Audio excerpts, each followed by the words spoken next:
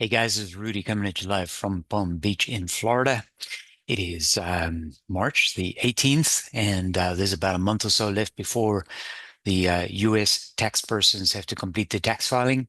Many people ask me about K-1 form tax filing, so I thought I'd do a quick video and just firstly show you what a K-1 form looks like in case you've never seen one before. And then at the same time, what I'm going to do is show you a step-by-step video on how to file your K-1 form using a common tax software preparation application, which is TurboTax. But anyway, this is an actual K-1 form from Energy Transfer. It is approximately 13 pages long. So if I scroll through it, you can see it's many, many pages of information. I've redacted personal account information here, but I'm going to show you some of the actual entries as we go through this form in a minute. Many of the line items on this form are informational. Like, for instance, here you can see that for this particular account, all the dividends were reinvested and they were paid quarterly.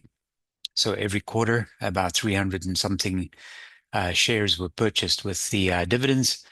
You can see the breakdown per state in terms of income and all that kind of stuff. So what you have is effectively a very, very lengthy form, but the only page that is really of significance to 90%, maybe even 99% of tax filers is page 3, which is the file that shows you all the boxes of the income that you need to report for tax purposes. So that's this particular form here. It usually comes up on page 2 or 3. In this particular example with Energy Transfer, this is page 3 of a 13-page package. And this is the page that you need to file because all the numbers that are related to the boxes that you have to match up are on this particular one form. So the first thing that we want to answer, and I gave you a sneak preview here a second ago when I accidentally clicked my mouse, is what is a Schedule K-1? Investopedia says it is a tax document required by the Internal Revenue Services, which applies to the owners of a pass-through investment vehicle. Now, when you are invested in a limited partnership, you are actually a partner of the company or the corporation, and therefore they will issue you a K-1 as a partner. And it's called a pass-through investment because you don't actually work there and you're not earning an income. So if you're a US tax filer, you're not getting a W-2 or a 1099, you will receive a K-1. And for the majority of people, that would be passive income, right? You're not doing anything, you don't work there, you don't go there every day, but you do own some shares in the publicly traded issuer stock. And for that purposes, you are viewed as a partner who has passed through investment profits or losses. The second question you got to ask is, where do I get the K-1? Well, if you don't do anything at all, they'll mail you one.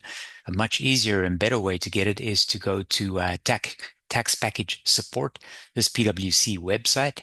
It's easy for you to find. If you search tax package support, you'll be able to find it quite easily. In fact, if you go to a limited partner whose stock you might hold. So let's say Alliance Resource Partners, right at the top of the page here is one of my holdings. I can go to their page, to the investor page, and I can find a link from there. Otherwise, you could just download tax package support, sign up if you haven't created an account yet. And then once you have, you can sign in. It will tell you the forms are available if they're not a formal, if the forms are not available yet. So down here at the bottom, it says Brookfield Oaktree Holdings. This will only be available on March 31st. The reason why that's important is because you obviously need it before the tax filing deadline date, which for US filers would be typically April 15th. So what you want to do is get all your documents together so that you can file prior to that particular cutoff date. Now, as it happens, is all the limited partnerships and master limited partnerships that I own, a little partnership share of, have already made their forms available. So you can see right at the top of the page, Alliance Resource Partners issued their form on February 28th. It's actually nice to get them in a staggered way, because what you can do is as you receive them, you can just enter them right away if you're doing your own tax filing. Otherwise, you could give it to your accountant as you receive them, and they can update as they go along instead of having to do everything in one go, depending on their preference. So I said I was going to use TurboTax, and I'm using this because tens of millions of Americans are filing their taxes using TurboTax. They're filing it themselves, or they have someone file it for them, and their tax preparer themselves might be using TurboTax too. So it's a very common application, And for that purpose, I'm going to show you screenshots from TurboTax, which I filed my personal income taxes with as a US tax person. So the first thing that TurboTax will ask you is, if you've done this before, it will ask you, is the energy transfer LP K-1 information the same as what it was last year? If you've never filed it before, you'll have to enter a new one. But if it is the same, it's going to default and give you all the same information. So all the partnership number, the address, etc., is going to appear in TurboTax automatically if you used it the previous year. Otherwise, you have to enter it from scratch and start all over again. Basically, it's looking for the typical tombstone information for the K-1 issuer, and in this particular instance, it's the name and address of the company, the state and zip code. You'll see the little box that I outlined here. This K-1 is for both of us. In this particular example, we're married filing jointly, so this particular issuer's stock that we hold, so energy transfer, is held in an account that's a joint account held by myself and my wife. So then it asks you to select the type of partner that you are. If you don't know the answer to the question, 99% of the answers to the question are on the form. So there's a little X there on the form that says this is a limited partner or other LLC member. So I select limited partner or other LLC member. Of course, I know this is a publicly traded partnership because I buy it on the New York Stock Exchange. You can check the boxes here. You can check any or all of them that apply. Is it foreign? No, it isn't. Did it end in 2024? No, it didn't. You can also check none of these apply, but in this particular example, Energy Transfer is a publicly traded partnership.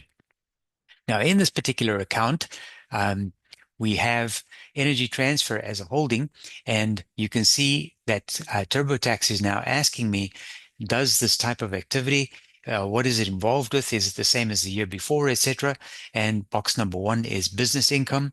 And I can check the box here that says this K-1 reports amounts in more than one of the boxes 1, 2, and 3, because box 1 has 542, box 2 has negative 104, and box 3 has nothing, right? So this K-1 reports amounts in more than boxes than 1, 2, and 3. So now what we do is we already know from page 3 that we have some entries in box 1 and 2, and I'm going to go along.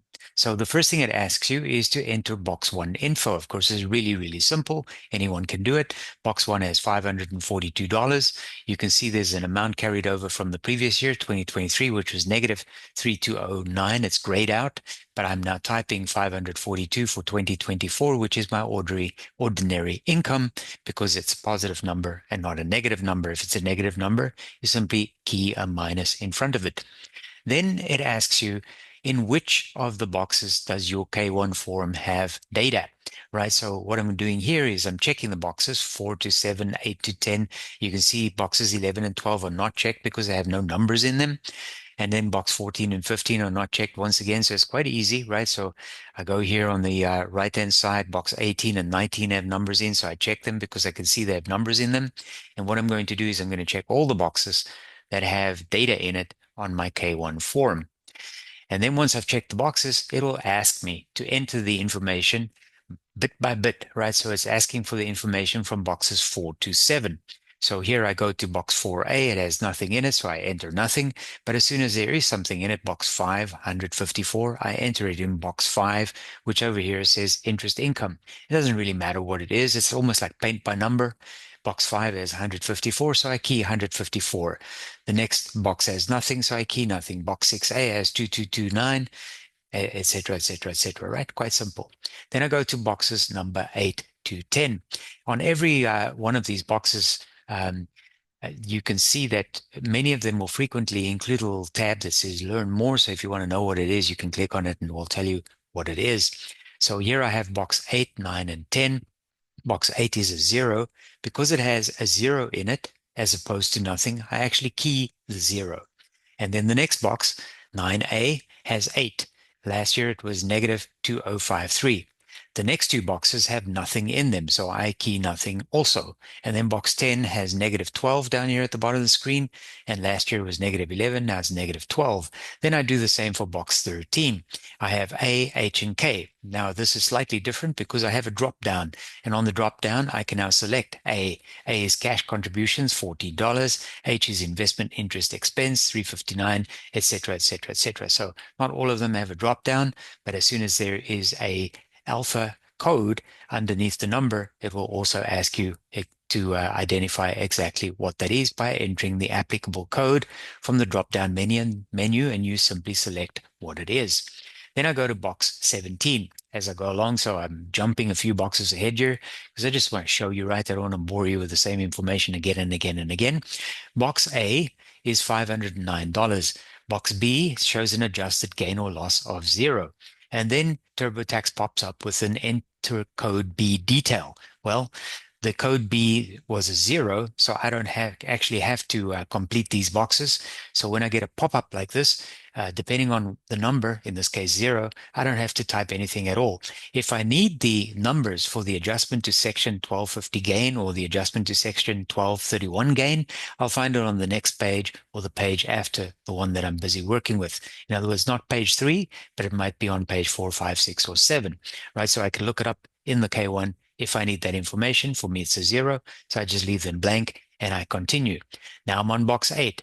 This has an alpha code again, C, which is a non-deductible expense, and I key $96 to match it. And the same thing happens over here with box 19. It has an alpha code A, cash and marketable securities of 22,102, and I enter that and match it up with code A. Everything simple so far, right? Not complicated at all. Box number 20 over here is a snapshot from the form. I have A, N, and V. So I select A, investment income, 2383. N is business interest expense, 9523. Unrelated business taxable income, 733. Now I get a little pop-up here that says your code N, which is business interest expense of $9,523, is shown as an information item on your Energy Transfer LP Schedule K-1. It does not impact your individual return. Also don't need to do anything with it. All I'm doing is I'm matching the information from the form with the TurboTax blank fields in order to make sure that I enter every field as required. Now I'm nearly done. It says describe this partnership, and you can check anything that applies to you here. Like, for instance, I am not required to pay supplemental business expenses on behalf of this partnership, so I do not check this box. I happen to know that I have passive activity losses carried over from last year. I'll show you that in a minute. And all of my investment in this activity is at risk. The rest of them I don't need to check because they are not applicable to me. In other words, you only check whatever is applicable to yourself. So here is the report carryover. And because I had checked that box and because I have a carryover from the previous year, in box 1, this is pre-filled for me. So I don't have to do anything at all. TurboTax is actually pulling this information from my tax return for 2023, showing me ordinary income of negative 3,224. And then the next box will also populate automatically. This is report AMT is alternative minimum tax on for US tax filers, passive loss, carryovers, and I have a 2023 carryover of $2,500.16. So I did not key either one of these two. It actually pulled it forward from the previous year. So if you've used TurboTax once, the next year it becomes progressively more and more easy because it's pre-populating and filling in boxes for you, which means you don't have to do it yourself. Then I have the next question says, any qualified business income, QBI, qualified business income carryovers? Well, I don't have any, so I just leave it blank and I go to the next page. It asks me, does your K-1 have a code Z or code Z in box 20? Well, mine doesn't. And because it doesn't, I am basically done. And now it will show me on my summary, partnership LLC, K-1 summary, energy transfer. There's the tax ID number. And I've now completed this. I have these two buttons here. I can delete it. In other words, if I screwed it up completely, which is really difficult to do, I can delete the whole thing and start again. Otherwise, I can just click edit. Maybe I've miskeyed something. Instead of keying 123, I might have keyed 213 or something like that. And I could just edit and correct it before I submit it. If you now have another K-1, so you'll see I've entered 3 of them, Energy Transfer, Alliance Resource Partners, and Blackstone Minerals. So let's say I have another limited partnership to enter. I simply click on the little tab that says add another K-1. If it's one that I used last year, it'll pre-populate for me. If it's a new one that I didn't have the previous year, I will go through the same routine that I just showed you a minute ago. And what I'll do on this happy note is end it here and say, this is not going to be perfect for everyone, but it's probably useful for 99% of tax filers. And this is about as cryptic as IRS tax forms can be. So what I want you to do is not concern yourself too much with the actual act of tax filing. Many people shy away from it, firstly, because it's more work, and secondly, because they think it's complicated.